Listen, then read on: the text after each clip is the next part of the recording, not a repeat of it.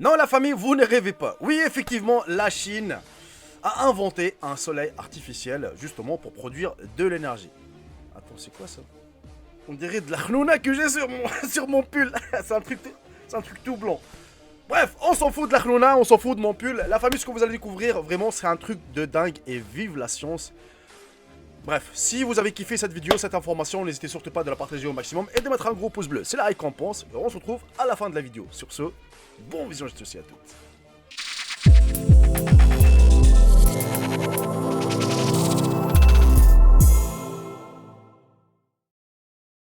La Chine a mis en service avec succès les réacteurs de fusion nucléaire HL2M Tokamak, que ses concepteurs ont appelé le soleil artificiel, 14 ans après le début de la construction à une température 13 fois la température du vrai soleil.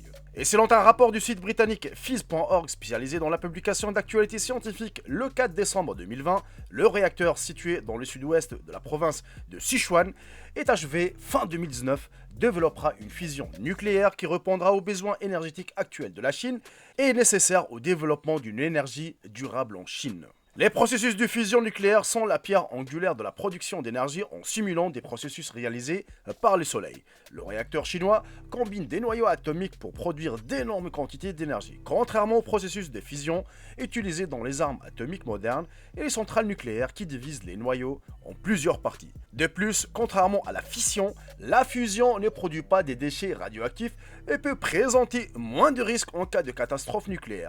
Le point négatif est que la réalisation des procédés de fusion nécessite beaucoup de connaissances et de technologies scientifiques et coûte plus cher que les réacteurs à fission ordinaires. En Chine, la construction du nouveau réacteur aurait coûté près de 23 milliards d'euros. Il utilise un champ magnétique puissant pour fusionner le plasma chaud et peut atteindre des températures de plus de 150 millions de degrés Celsius. Environ 10 fois plus chaude que le noyau du Soleil. Des scientifiques chinois travaillent au développement des versions plus petites de réacteurs à fusion nucléaire depuis 2006 et ils prévoient d'utiliser l'appareil en collaboration avec des scientifiques travaillant sur le réacteur expérimental thermonucléaire international, le plus grand projet de recherche sur la fusion nucléaire au monde basé en France qui devrait être achevé en 2025. La fusion est considérée comme le saint graal de l'énergie. Et c'est ce qui alimente notre Soleil. Il fusionne les noyaux atomiques pour créer des quantités massives d'énergie, le contraire du processus de fusion utilisé dans les armes atomiques et les centrales nucléaires, qui les divisent en fragments. Contrairement à la fission, la fusion ne crée pas des déchets radioactifs et comporte moins de risques d'accident ou de vol de matière atomique. Mais parvenir à la fusion est à la fois extrêmement difficile et d'un coût prohibitif. Le coût total d'ITER étant estimé à 22,5 milliards de dollars. Et si vous êtes resté jusqu'à la fin de la vidéo, la famille jusqu'ici justement, n'hésitez surtout pas à m'écrire dans l'espace commentaire le mot soleil afin de savoir combien de personnes ont fini la vidéo. Et franchement, quand je me regarde dans la caméra, je trouve que le décor derrière moi c'est rouge et noir, alors que mon pull aussi c'est rouge et noir. Eh, ça fait swag, sérieusement.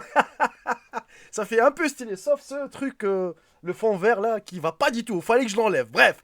Non, sérieusement, je sais que la plupart d'entre vous se posent la même question que moi. Est-ce qu'on aura le même cauchemar de Tchernobyl en cas de catastrophe nucléaire? Est-ce qu'on aura le même cauchemar, justement, ce qui s'est passé avec Tchernobyl, sur une explosion, un truc comme ça? Mais non, apparemment, les scientifiques nous rassurent qu'il n'y aura pas tout ça. Voilà, c'est vraiment un truc tout nouveau, voilà, moderne. À 100%, c'est juste pour produire de l'énergie qu'elle a besoin la Chine. Et attention, il y a un autre aussi soleil artificiel qui devrait mis en marche en 2025 qui est situé justement en France. Ça, c'est une bonne nouvelle. Par contre, on n'entend jamais parler de ça. Et c'est la première fois que j'entends parler de ça, que apparemment en 2025, il y aura un soleil artificiel aussi en France. Mais je me pose aussi des questions. Si ça dépasse les 150 millions de degrés Celsius, quel mur, quel type de mur et quel type de proie, des parois, on va dire ça, qui peut assumer une telle température?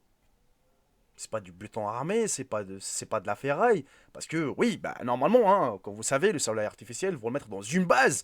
Et quand ça va chauffer... bref. Quel type des murs qu'ils vont construire, justement, pour que ça tient, hein. Déjà, vous savez, dans les sites, dans les grands immeubles, ainsi de suite, quand ils te mettent, par exemple, je sais pas moi... un groupe électrogène, ainsi de suite, vous voyez les murs, ainsi de suite, les murs pare-feu, les portes coupe-feu, ainsi de suite. Waouh, c'est quand même énorme. pour un bâtiment. Ah, imaginez vraiment pour un soleil artificiel. Je sais pas combien ils vont mettre de pare-feu, du coupe-feu, ainsi de suite. Bon, ça, c'est les architectes, ainsi de suite. Ça, ils connaissent leur boulot. Bref, la famille, j'espère que cette information vous aura plu, hein, qu'elle vous aura plu, tout simplement. N'hésitez surtout pas de la partager au maximum à votre famille, à vos amis, à vos chiens, à vos plantes des bureaux, je sais pas. Et de mettre un gros pouce bleu, c'est la récompense. Et je vous dis à très très bientôt pour une toute nouvelle vidéo. Salut tout le monde, c'est Jaiko, bye bye, ciao ciao. Je vous aime tous mes frères et sœurs.